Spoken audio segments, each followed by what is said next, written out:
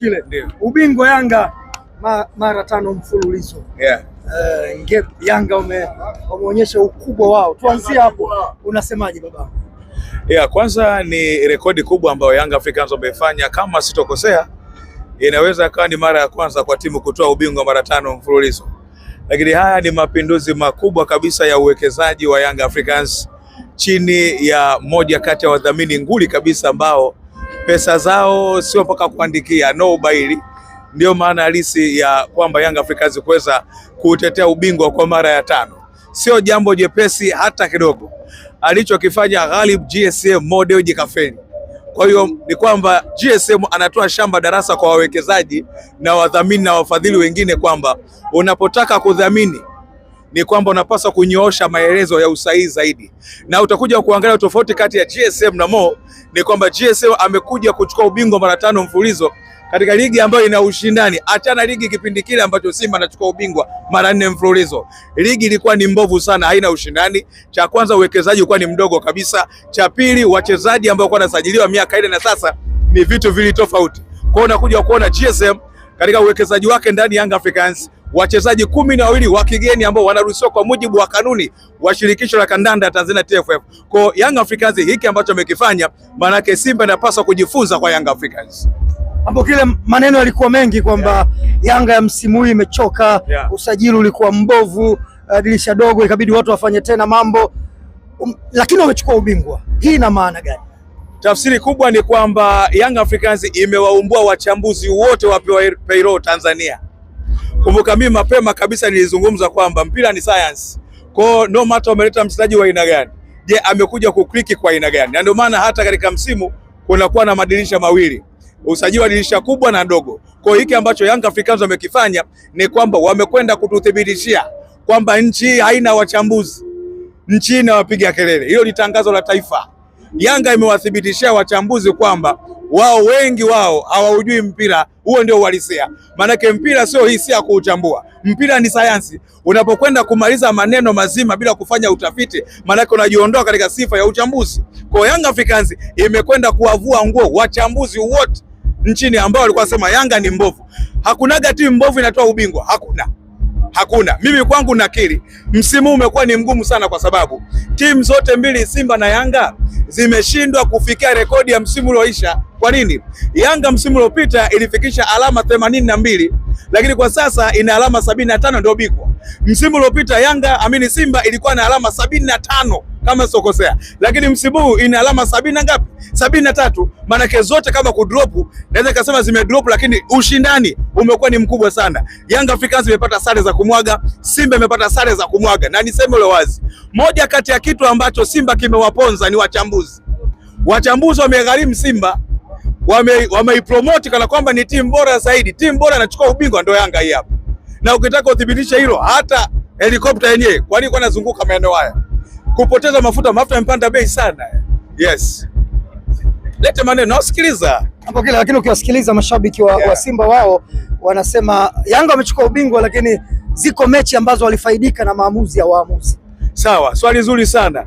Ukisema hoja ya kufaidika na waamuzi, hata Simba imefaidika nao. Unaelewa vizuri? Na moja kati ya kitu cha hovyo sana kwa wana Simba kuanza kuikomalia mechi moja ya Zanzibar mara baada ya kupata sare. Tuulizane hapa. Hii Simba imepata sare nyingi kuliko Yanga. Kwa nini sare ya Zanzibar wananungunika sana kuliko sare ya Dodoma? Kwa nini sare ya Zanzibar inakuuma sana kuliko sare ya Pamba Mwanza? Unaelewa vizuri? Wana Simba kuna muda huna haja ya kuwacheka kwa sababu cha kwanza hawana sifa ya kuwa wanachama. Hawana kadi. Kwa kuwa na mchanganyo huu wa changamoto ya afya ya akili ni haki yao. Huo ndio uhalisia. Kama unanungunika masuala mazima ya waamuzi, mbona nao umebebwa? Hivi Simba hajabebwa msimu? Hajabebwa Simba. Penalty ya Kapombe JKT hapa mechi iliyopita ilikuwa ni penalty halali. Tuulizane hapo uhalisia. Yenyewe imeshindwa kupambana kiwanjani kwenye mechi zake. Kwa nini Simba imepata sare nyingi kuliko Yanga? Imebebwa Simba? Yanga imebebwa? Hapana, ni maneno ya uchochoroni. Simba wajipange msimu ujao. Na niwaambie, Simba angenisikiliza chuma cha Mjerumani ungekuwa bingwa ligi kuu soka Tanzania bara. Nakwambia, ila kwa sababu wana watu wao ambao wanajiita waandamizi katika soka la Tanzania, wapewa payroll. Nalisema kila siku, walioiangamiza Simba ni wachambuzi.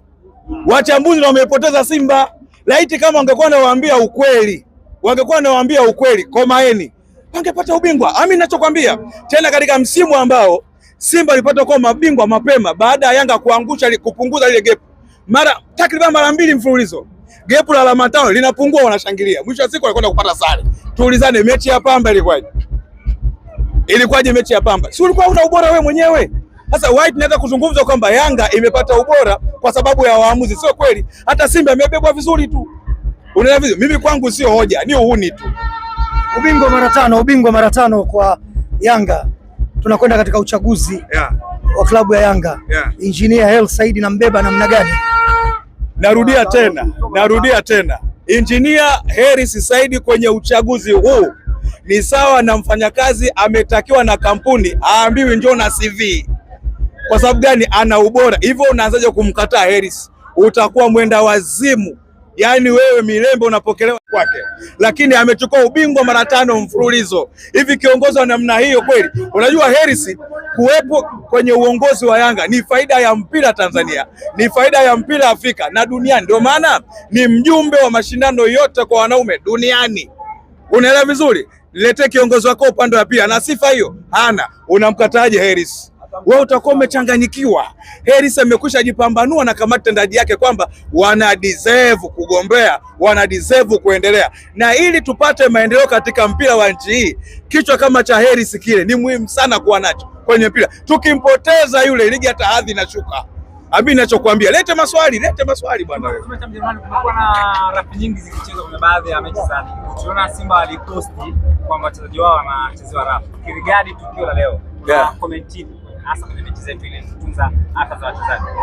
Of course ni ajali kazini huwa inatokea, na sitaki kuamini kwamba kuna mchezaji anakuja kiwanja kwa mimi leo nataka nikamvunje Pacome, nikamvunje Libasegei, au atoka ni muhuni. Ila ambacho kimetokea ni sehemu ya mpira, na mimi sitaki kuamini kwamba JKT amekuja kwa hiyo.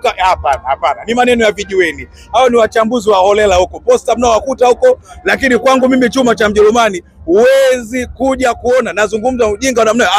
Mpira lazima ukamiwe, mpira sio bao. Sikiliza, mpira sio karata, mpira sio kikoba, lazima watu wafike mguni. Kwa ambacho kimetokea kwa Pacome Zouzoua ni ajali kazini. Sitaki kuamini kwamba mchezaji JKT alikuwa sema naenda kumvunja Pacome.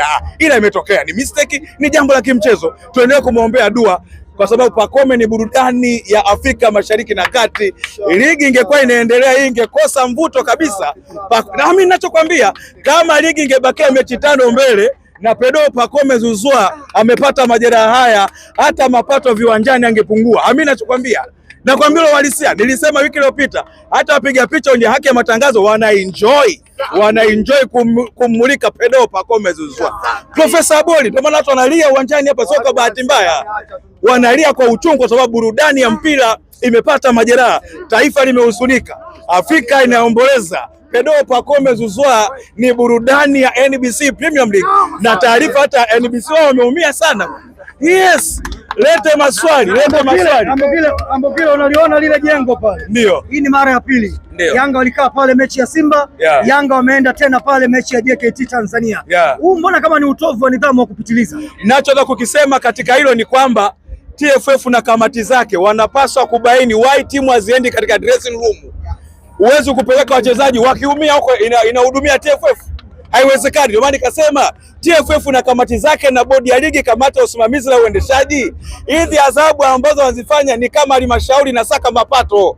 Waangalie mzizi wa fitina. Kwa nini Yanga anakwenda kwenye White House? Unaelewa vizuri? Yaani wewe Pacome akaumie, Pacome apate, haiwezekani. Bora uumie kiwanjani kwa faulo, lakini sio kumpiga mtoto watu sumu. Haiwezekani. Mpaka Yanga anakwenda kwenye ile nyumba. Kuna kitu. Yanga sio enda wazimu. Mimi nakwambia, mimi Yanga naungana nao kwa sababu kamati ya usimamizi na uendeshaji haijaja na muarobaini. Tulisema watafute wataalamu wa afya waingie nao dressing room. Wewe sumu kama ipo ikupata na wewe, uondoke huko ndani. Unaelewa vizuri? Yaani watu wamewekeza DSM kawekeza hapa, Mo kawekeza na matajiri wengine. Azam tumeona ambacho kimetokea Arusha, wachezaji wameendesha, hakuna majibu yoyote. Mimi nawapongeza Yanga, waendelee kuingia huko kwa dressing room za ovyo. Yes, mpaka tupate mzizi wa majibu. Ni mara ngapi? Adhabu inatoka kila siku, hakuna solution. Wanaleta option, wacha watu waende kwenye dressing room nyingine, hamna shida. Kuelewa vizuri. Yanga mimi nawapongeza katika hili, waendelee. Kama msimu ujao mambo yake endelea hivi, waende hata nyumba nyingine, hakuna shida, waende.